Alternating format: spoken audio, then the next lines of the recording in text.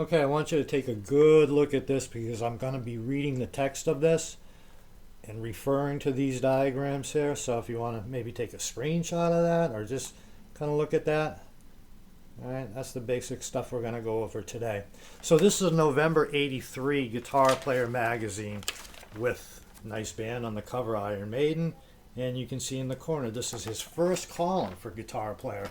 Rick Emmet, what a talent. Let's get right into it. This is the editor's note, known to millions of rock music fans as the imaginative, virtuosic lead player of the Canadian power trio Triumph. 29-year-old Rick Emmet has been the subject of one guitar feature story in November '80 and the author of another, Essential Listening, May '82. He has also had essays, critiques, and guest columns published in the magazines and dailies of Toronto, his home base. A multi-talented artist, Rick pens a monthly cartoon feature for Hit Parade magazine called Rock Tunes and participates in graphic design aspects of Triumph's promotion. Starting this month, our new columnist delves into the basics of guitar playing. With trenchant wit, a sense of fun, and a thorough grasp of his subject, Rick brings fresh insights into this subject for beginners and experienced players alike. That's the editor's note. Here's Rick. Take a seat, ladies and gentlemen, and welcome to the Back to the Basics class of '83. For starters, I'll assume you're not an extraterrestrial or saddled with the IQ of one of the lower primates and hope that in return you'll give me the moderate, slightly respectful attention my experience might possibly have earned. So let's skip the kindergarten row your boat stuff and move right along like the dedicated, motivated, over-anxious scholars we truly are to the heavy-duty stuff, like the C major first position chord. See example 1. So let's play that for you. That's the first chord he gives you. Obviously, C, we don't play the first note. We play from the 5th string down.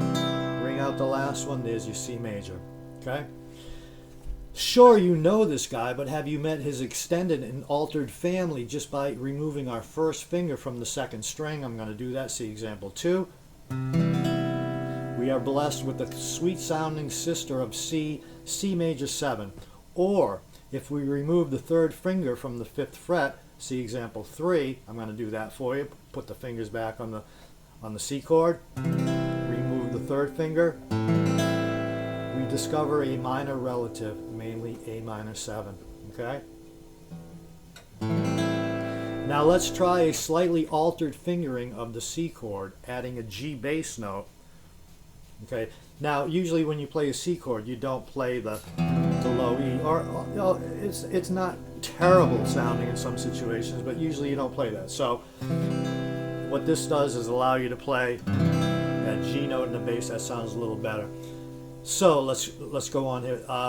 We, with a slightly altered finger of the C chord, adding a G bass note with the 4th finger, as shown in example 4. Okay, and that would be, like you can see there, little fingers. So this finger, the middle finger, comes over to the bass note, and the little finger slips in there where the middle finger was. Okay. Allow me to put on a lecturing tone when I admonish all of you backers, aren't back to the basics readers, my backers, I should have said, to develop your left hand pinky, in quotes, in italics. Do not neglect this invaluable asset. The 4th finger may be weak and awkward at first, but it accounts for 25% of your left hand potential. So don't give up on it. Commit yourself with a steely resolve to give the little guy an equal 1/4 partnership. Besides, without his aid, you won't be able to master example 5, a country and western alternate bass and chord accompaniment, which may also be applied to the Beatles' Maxwell Silver Hammer, Havana Gila, or even a polka. And it goes like this. Now, I usually play this not this way, but like this, and alternate the finger to go, right? 1-800 Cars for Kids. So, I didn't know that was going to come out that way. Now, the Fools cover Cars for Kids in the middle of one of their songs. It made me think of that right away. The Fools. Okay, so we deviate. Havana Gila, even a poker. The example, now, I just want to say nothing. This is Rick again. The example is written in tab and musical notation. We don't need to know this. The accompany pattern shown in example 5 also works with the beginner's nightmare, the F major chord, see example 6 and 7. As I recall, the 2-string bar at the 1st fret right here, The first and second strings in an F chord is a toughie. Try rotating your hand around the back of the neck a little, bringing your thumb up to the top of the neck like I'm doing here, palm up and towards the neck like I'm doing here. Don't use your fingertip. Use the flat, fatty part of the first joint, sort of like having your fingerprints taken.